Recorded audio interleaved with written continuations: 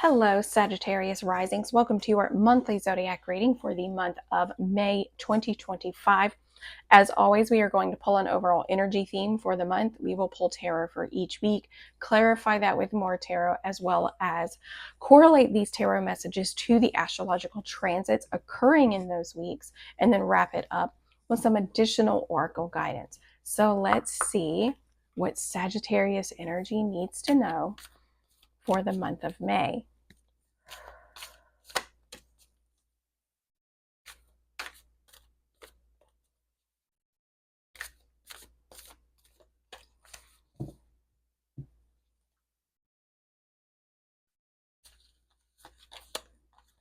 Fifth house, passion. This is card number 43. So the fifth house does govern things like what we are passionate about. It governs self-expression. It governs things like our self-confidence, which you can see if we're feeling very confident in ourselves, we're more likely going to take action on the things that we are passionate about. We're going to take action on the things that we're creative, or we feel like boost that creativity, which is also a fifth house thing, is creativity, right? So the fifth house, passion, maybe you need to immerse yourself in things that you're passionate about this month. Again, number 43, 4 is about stability. It's about structure. It's about foundation. And it can also represent the home. Three is about development. It's about creative expression even. So maybe this is the month for you guys to get very, very vocal. I know you guys are a little vocal anyway, but maybe just very vocal or very immersed, like I said, in what you're passionate about. Let's see what the tarot has to say. You know, when you put 4 and 3 together and it's 7, and 7 is a very spiritual number. It represents spiritual growth. Interesting. The Knight of Cups just came flipping out. If you've been watching me for a while, you know that I don't take cards unless because I don't shuffle in a crazy way enough for cards to come flying out. So when they do kind of turn out, I pay attention to them.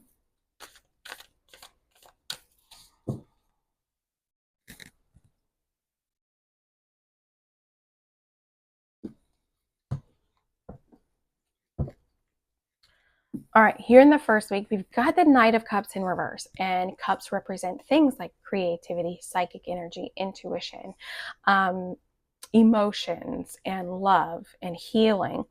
Knights are the action takers of the tarot, and in this particular week, it looks like maybe you guys are a little hesitant to take action towards things that bring you fulfillment. It could be that the energy feels very stagnant, like it's not going anywhere. Or it could mean that any action that you're taking, you're not very passionate about it. Like you're kind of taking it just for superficial reasons, like because you're supposed to, or you feel obligated to, or this is just what we do, you know, kind of running that rat race. Maybe you're not taking action towards fulfillment. You're taking action towards things that are kind of the opposite of that. Here in the first week, on May 4th, we've got Pluto going retrograde. Pluto is the planet of death, rebirth, destruction, and creation, and transformation, and alchemy. It is the planet that governs all of the things that live in the underworld, all of the things that live in the shadows. And when this energy, anytime we have a retrograde, the energy goes from being expressed outward to being expressed inward. So any changes and transformations that have been occurring with your Aquarius house, which for you guys is your 3rd house. So this could be your community, cousins, siblings, your communication, how you think, and how you communicate about what you think can be shifting at this time. Changes can be made around, like I said, local neighborhoods, cousins and siblings, even early education. So any changes and transformations that have been occurring since around the 2nd week in November are ultimately going to kind of come under review, right? Any revelations, any experiences, any realizations that you've had in these areas, it's going to kind of come up for review. And it might be that Pluto retrograde is trying to reveal to you where you're taking action out of obligation and not passion, not following your passions, right? On the 10th, Mercury, the planet of thoughts, ideas, and communication, is moving into the sign of Taurus. Taurus, for you guys, sits in your 6th house. So this is your day-to-day habits, your work habits, your day-to-day routines, and even local travel. So it could be that maybe your day-to-day routine, you are a little more prompted to follow what you're passionate about. Maybe there is a spark of creativity. There are new ideas around what you could be passionate about. And it may be that you struggle to take action on those. Let's see, here in the second week, we have the full moon in Scorpio. Here, the full moon in Scorpio is revealing maybe where you guys need more patience, maybe where you guys feel like you're wasting your time, so to speak, or even maybe what's revealing to you. What it's revealing is where you constantly are looking that the grass is always greener, thinking that something is always better on the other side of that fence. Scorpio, for you guys, rules your 12th house. So this is the house of the subconscious. This is the house of spirituality. This is the house of your mental health, habits, addictions, all of the things that go unseen, all of the things that are kind of hidden away are found in this area of life. So Scorpio is here. You guys, Scorpio within the 12th house is very self-reflective. So with this full moon, with the light of the moon, showing you maybe where you're lacking patience, maybe where the subconscious is kind of convincing you, where the ego is trying to convince you that the grass is greener on the other side or that you're wasting your time. That full moon is going to reveal that for you. Here in the third week, the Four of Cups in reverse. So this is when Gemini season starts on the 20th.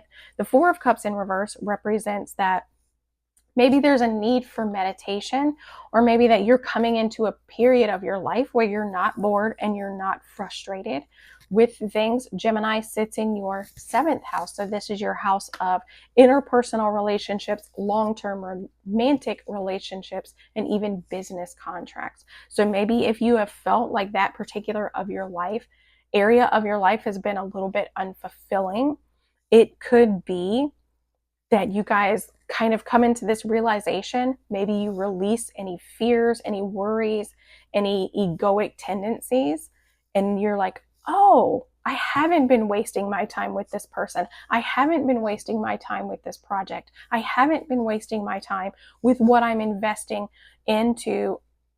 And now I see I'm not actually bored. I'm not actually frustrated. Maybe I just need to chase my passion. Maybe I need to find that passion with whatever it is that I'm doing at that time. So it looks like that's kind of going to be the theme for you for Gemini season. Here in the last week, the Two of Cups in reverse. So this could be, for some of you, it may be that you and another person are just ultimately, you realize that like you guys are not in alignment. This can manifest itself several ways. Like your values are not in alignment. You guys are not traveling in the same direction. Maybe you just started dating someone and you find out, oh, I want to get married, and they don't, right? So those paths are not in alignment. They're not going the same direction.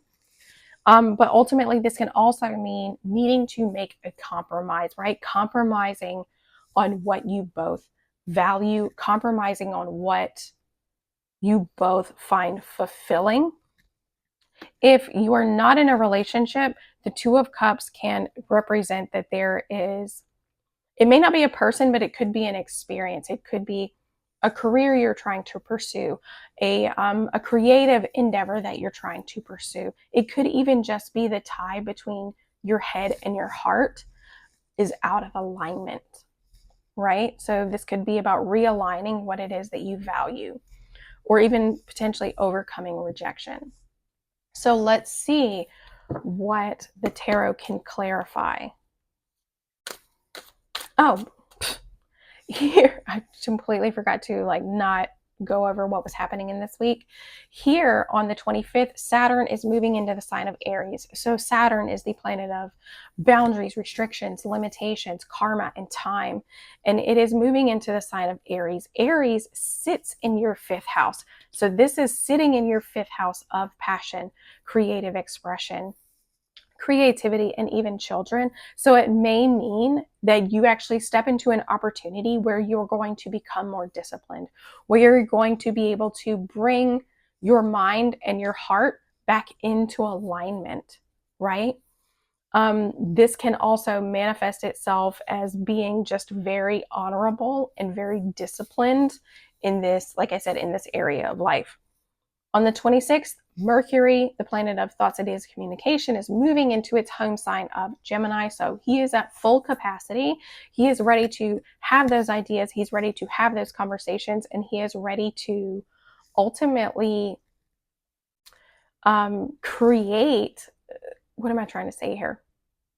Mercury moving into Gemini is ready to have those conversations, ready to maybe create more balance within your relationships or within your business contracts, right? Maybe you and a coworker, maybe you and a business contract, it's just not in alignment. It's not really working out for either party.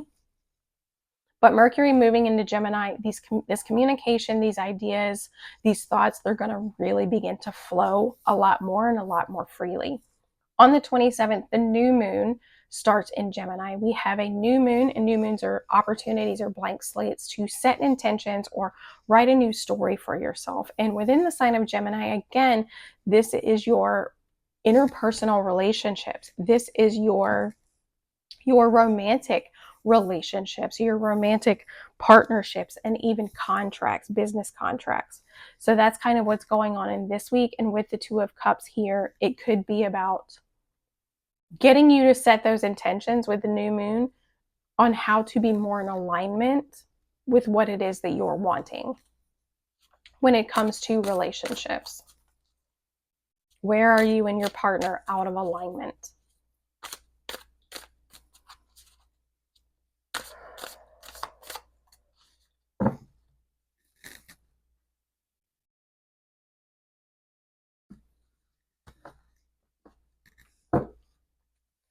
Here in this first week, the Knight of Cups in reverse, the Ace of Cups, so an opportunity of love or healing, and strength. So an opportunity, if you feel like the energy has been very stagnant, again, this is Taurus. So if we're looking at your 6th house, Mercury moving into Taurus, it could be that there's a lot of ideas. Maybe you have a new idea on how to step into your strength.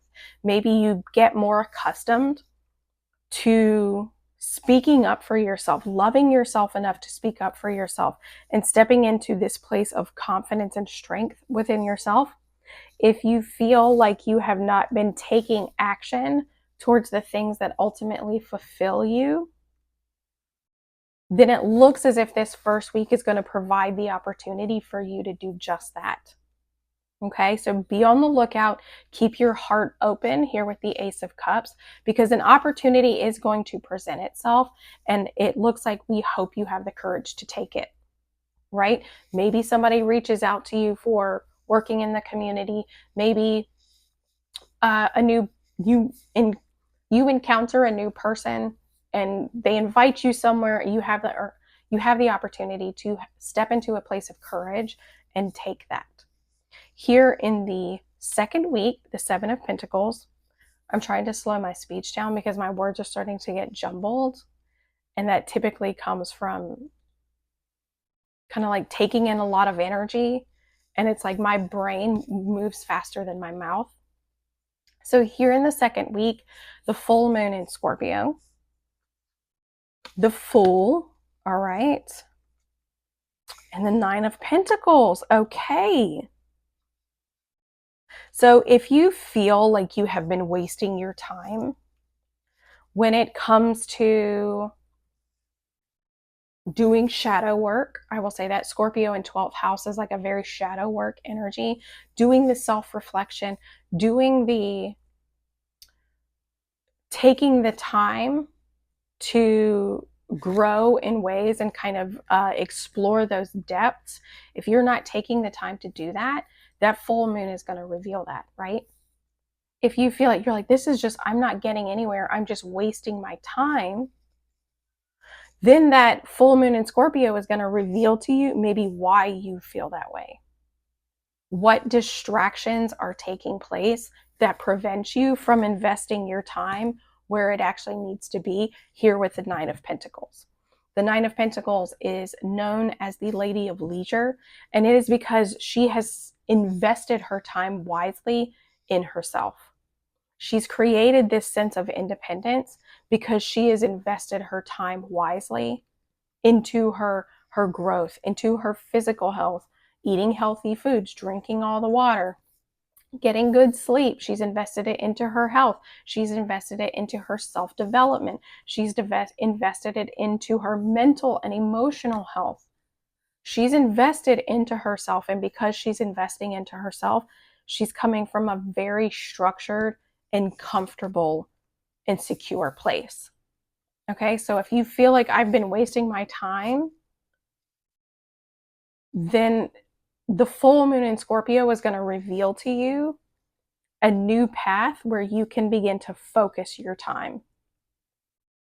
Here, the Four of Cups in reverse,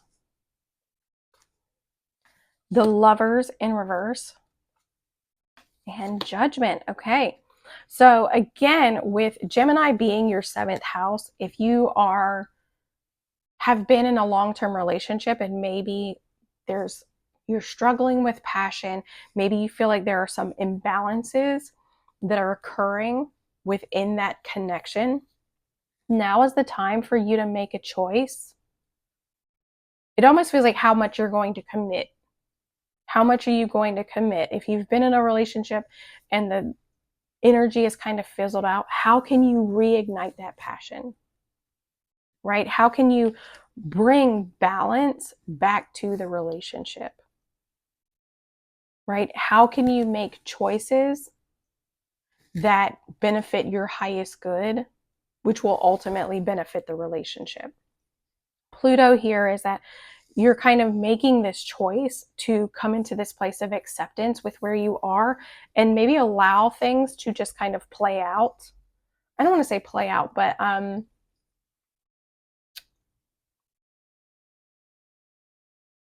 maybe it's almost like allowing yourself to feel content. Instead of constantly looking for things that need to be fixed, allowing yourself to just feel content with where you are. That's kind of a feeling that I'm getting. It's like allowing yourself to feel content with where things are at and stop looking for things to improve. Not that they shouldn't, or if they need to, that you can't take steps to do that. But stop constantly focusing, I think, more on the negative, focusing more on what's not there, and maybe allowing yourself to be more immersed and passionate about what is there, right? If you are not in a relationship and that does not apply to you, when it comes to your 7th house, this could be interpersonal relationships. So this could be people you're close to, close friendships, close coworkers, like I said, business contracts. So people that you have, if this is a creative endeavor, people that you work with or that you collaborate with on a daily basis. If there's an imbalance happening, a higher awareness needs to be brought to that. And it may mean that, again, focusing on what's not happening and allowing yourself to actually focus on what is happening within this particular area of your life. Here in the 4th week, this is the week of the new moon in Gemini, so the Two of Cups in reverse, the 10 of Pentacles in reverse, and the 3 of Pentacles. Okay.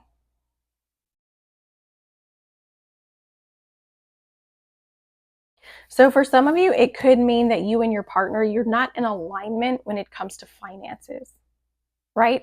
You're not in alignment when it comes to how things are handled as far as material or tangible possessions, finances, values, even. Like I said, aligning your mind with the values. if you are in a relationship and there is an imbalance happening, if there's a little bit of frustration that's going on, it could be because your values, what you're investing in, what you both deem is worthy of investment, is not in alignment, right? It's not a centered goal. So then the new moon in Gemini is going to provide you an opportunity to communicate, what is our core goal here? What is our central goal that we want to work towards together? Okay.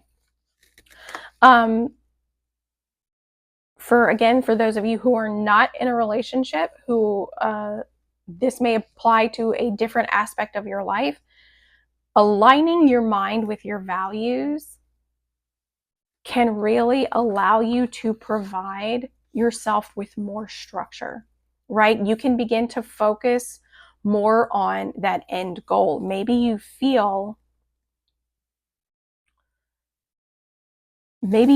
like all the little steps that you're taking are actually going to lead you to where it is that you want to be, right? And that's going to start with you making a plan on how you want to get there. Who do you want to be in 5 years? What do you want to be doing in 5 years, right? What's that long-term goal? What's that long-term investment that you want to make? Now is the time for you to kind of get clear and set those intentions on how you want to do that and how you want to accomplish that. Again, whether you are single and not interested in love, or whether you are in a current committed relationship, whatever it is, it's time to get passionate about your life. Get passionate about your life and stop worrying. Stop focusing on, like I said, what's not happening, and focus more on what is happening. Believe in the impossible. This new opportunity that's coming in, again, you're going to want to leave yourself open. You may be hesitant to take action on it, or it could be that there's a period of where you feel like things aren't moving in your favor or moving in a direction that you would like. And the universe is going to drop an opportunity in your lap. So try to have the courage to take it, because it could lead you somewhere really magnificent. Here in the second week, your commitment is being tested. So whatever your goals are, whatever it is that you're looking to create for yourself, that commitment's being tested. And it could be that the full moon in Scorpio is providing the opportunity to, like I said, show you what's prohibiting that commitment, like distractions, addictions, escapism, mental health, stories that you're telling yourself, fears. It's going to reveal what prevents you from maybe fully committing to what it is that you're trying to build. Here in the third week, nothing will come of this situation. So if you're sitting there constantly focused on what's not happening in your relationship, or what's not happening, or where you don't feel fulfilled in your current relationship, if you're like, oh, well, if they would just do this, or if I could just tweak it like that, then I'll be happy. But the more you sit there and the more you focus on all of those things, the more it drains the life out of you, the more it drains the fun out of it, the more it drains the passion out of it. And judgments here, like maybe you need to be less judgmental and more accepting. Okay, stop focusing on what's not happening. Stop focusing on what's not just right. And start trying to get passionate about what is right. Because then, as we all know, with the law of attraction, the more you focus on gratitude and what is right, the more you begin to see that in your outer experience. So you worrying about all this stuff, you focusing on all of that stuff, none of it is going to come. Nothing will come of that. Nothing good, at least.